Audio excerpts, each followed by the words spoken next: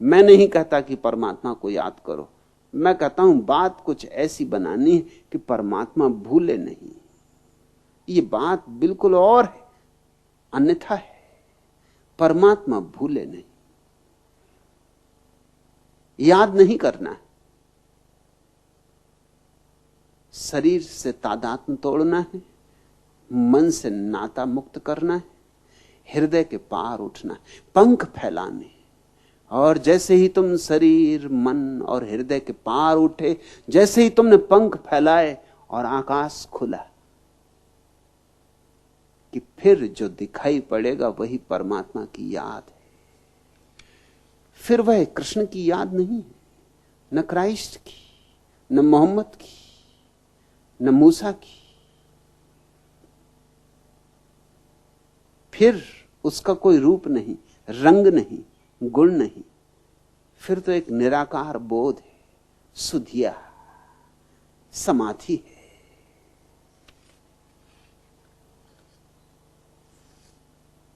क्या भला मुझको परखने का नतीजा निकला, क्या भला मुझको परखने का नतीजा निकला। जख्म दिल आपकी नजरों से भी गहरा निकला। क्या भला मुझको परखने का नतीजा निकला। तोड़कर देख लिया आईनाए दिल तूने, तोड़कर देख लिया आईनाए दिल तूने। तेरी सूरत के सिवा और बता क्या निकला। याद करने की बात ही नहीं, याद कभी भूल के ना करना। ऐसे शून्य में अपने को ले जाना है जहां लाख कोई खोजे तो परमात्मा के सिवा और कुछ निकले ही नहीं। ये जो कृष्ण को याद कर रहा है, जरा कुरे दोगे तो कुछ और निकल आएगा। ये कृष्ण को याद करने वाला तो अंधा आदमी है जो रोशनी को याद कर रहा है। जरा कुरो दोगे अंधापन निकल आएगा, जरा खोजबीन करोगे कि पता चल जाएगा अंधा है। क्या भला मुझको परखने का नतीजा निकला। जख्म दिल आपकी नजरों से भी गहरा निकला। क्या भला मुझको परखने का नतीजा निकला। तोड़कर देख लिया आईनाए दिल तूने, तेरी सूरत के सिवा और बता क्या निकला। क्या भला मुझको परखने का नतीजा निकला। जब कभी तुझको पुकारा मेरी तन्हाई ने, जब कभी तुझको पुकारा मेरी तन्हाई ने, बू उड़ी फूल से तस्वीर से साया निकला। जख्म दिल आपकी नजरों से भी गहरा निकला। क्या भला मुझको परखने का नतीजा निकला। तिश्नगी जम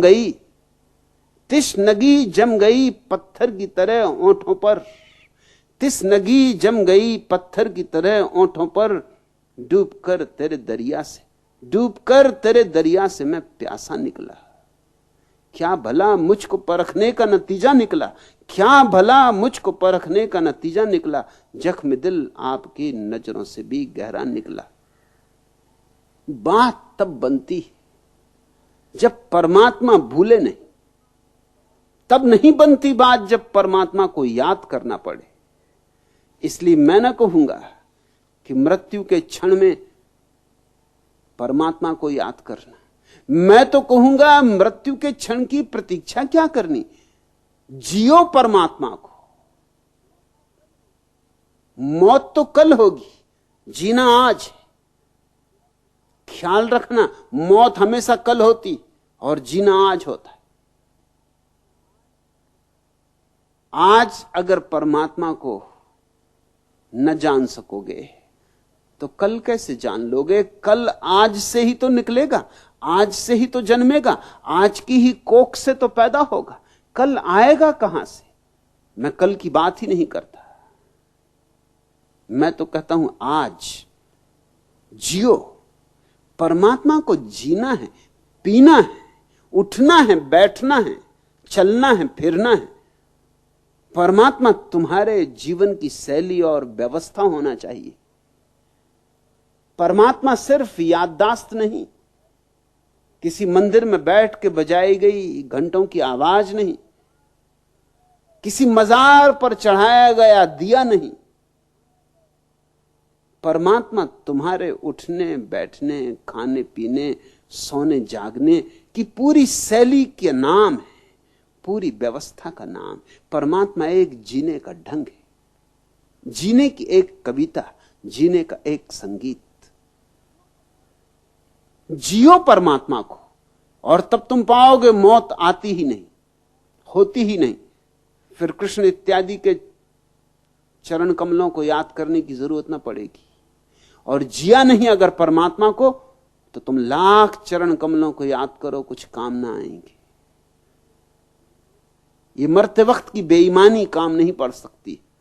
जिंदगी भर तो धन के पीछे दौड़ो, और मरते वक्त मन, वचन और शरीर से ध्यान करोगे? कैसे करोगे? जिंदगी भर तो कुछ और जब अर्थी उठे तो राम नाम सत्य। ये कैसे होगा? हां, दूसरे कहेंगे राम नाम सत्य, मगर तुम तो जा चुके, तुम तो अब वहां नहीं हो। और ये दूसरे भी जल्दी राम नाम सत्य करके अपने अपने घर जाना है इनको। दूसरे काम सत्य हैं, राम नाम सत्य तो दूसरे के लिए बोल रहे हैं, अपने लिए नहीं बोल रहे हैं।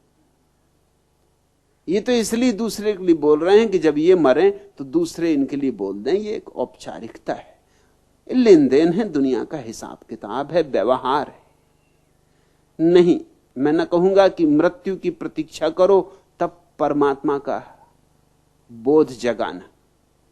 अभी यहीं इसी क्षण क्यों न परमात्मा के बोध को जगाओ? कल पर क्यों टालो? जो मूल्यवान है उसे हम अभी करते हैं, जो मूल्यहीन है उसे कल पे टालते हैं। और याद नहीं करना है परमात्मा को। इसलिए मैं यहां प्रार्थना पर जोर नहीं देता, मेरा जोर ध्यान पर है। प्रार्थना है परमात्मा को याद करना, और ध्यान है उस अवस्था में पहुंच जाना जहां भुलाना भी चाहो परमात्मा को तो भुला नहीं सकते हो। लाख भुलाने का उपाय करो, नहीं भुला सकते हो, क्योंकि वही है, एकमात्र वही है।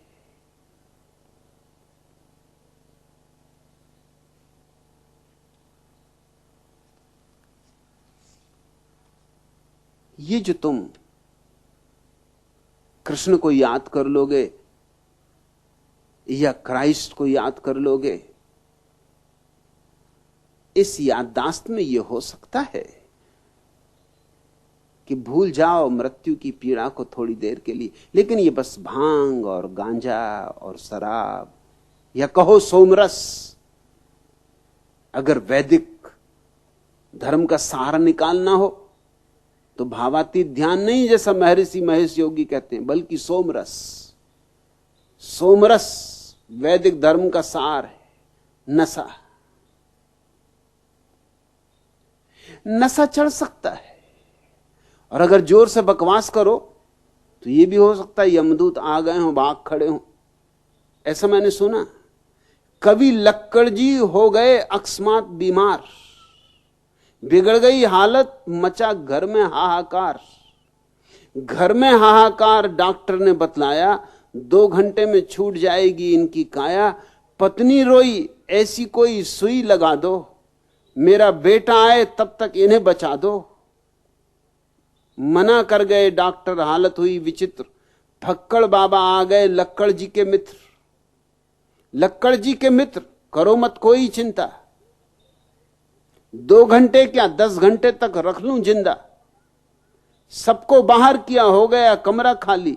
बाबा जी ने अंदर से चटखनी लगा ली।